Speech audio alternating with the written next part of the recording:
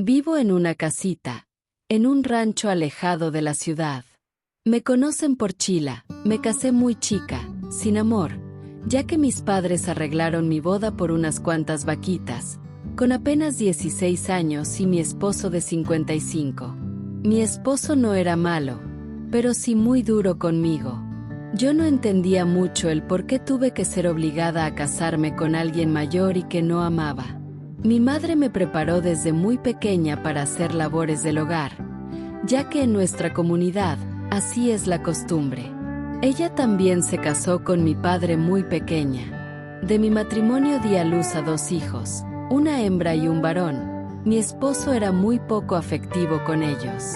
Y al igual yo tenía que preparar a mi hija para cuando se llegara el día que la eligieran para el matrimonio. Pasó el tiempo muy rápido. Aún recuerdo cuando con apenas 13 años, mi esposo intercambió a nuestra hija María por un pedazo de tierra, con un hombre de 39 años, viudo y con varios hijos.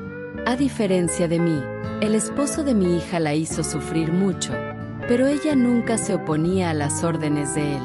Mi hijo siempre se la pasaba en la cantina del pueblo. Era muy rebelde. Yo casi no dormía hasta que él llegara a casa.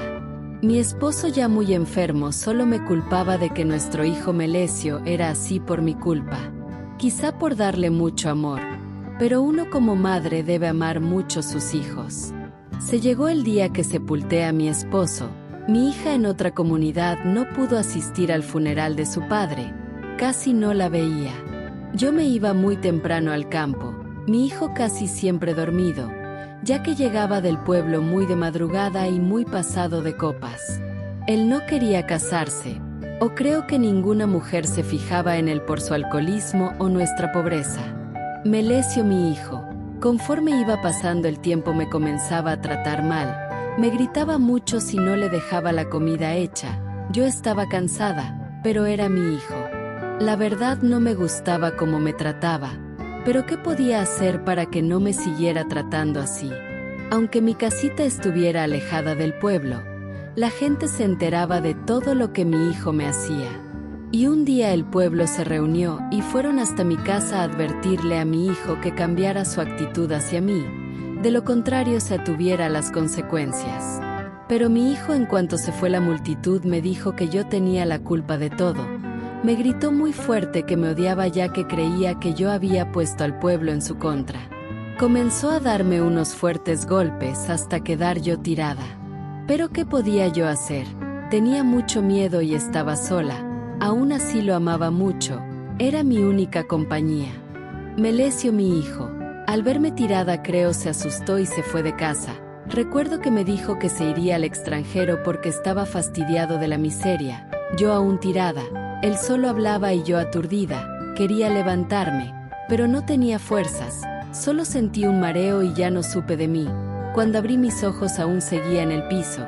Como pude me levanté. Me coloqué unos chequeadores para mi dolor de cabeza. Comencé a buscar a Melesio, pero ya no estaba.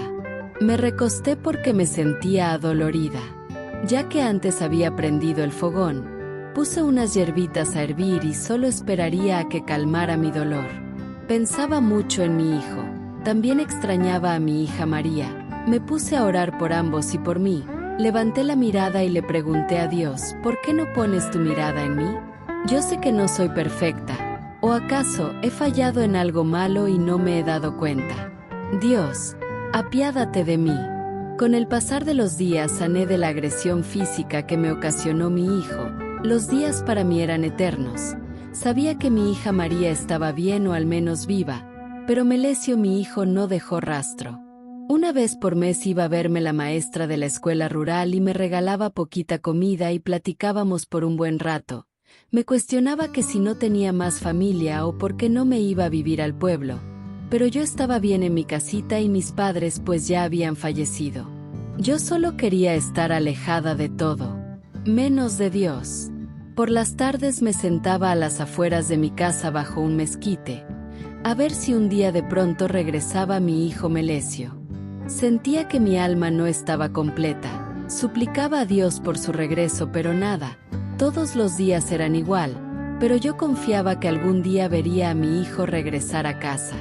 Ya mis piernas estaban cansadas de arar la tierra para poder vender la poca cosecha que levantaba, pero hacía lo posible porque era mi deber trabajar. Si no era de esa forma, ¿quién lo haría por mí? Un día me visitó de nuevo la maestra y me dio un recado en la caseta del pueblo.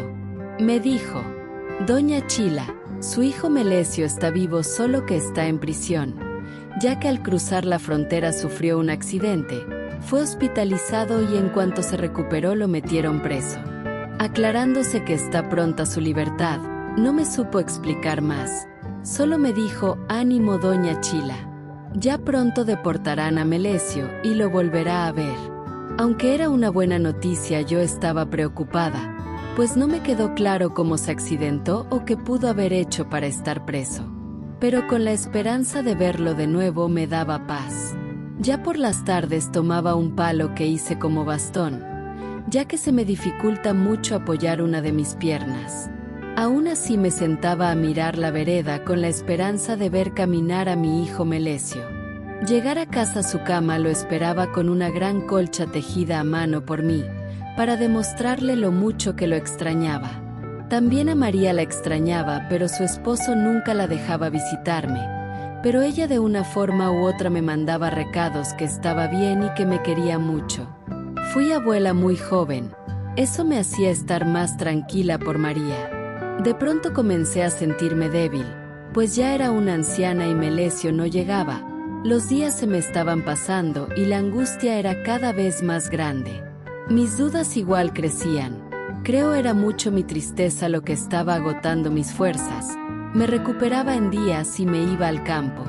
Y un día de esos, estando sentada en los chilares, escuché unos gritos. «Chila, Chila, ¿dónde andas?». Como pude me levanté, pues no reconocía la voz de aquel hombre. En efecto era mi hijo Melesio, acompañado de una mujer que no conocía.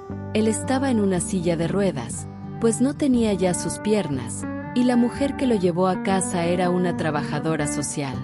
Yo quería correr, pero apenas podía caminar. Se me hizo eterno llegar hasta donde estaba él.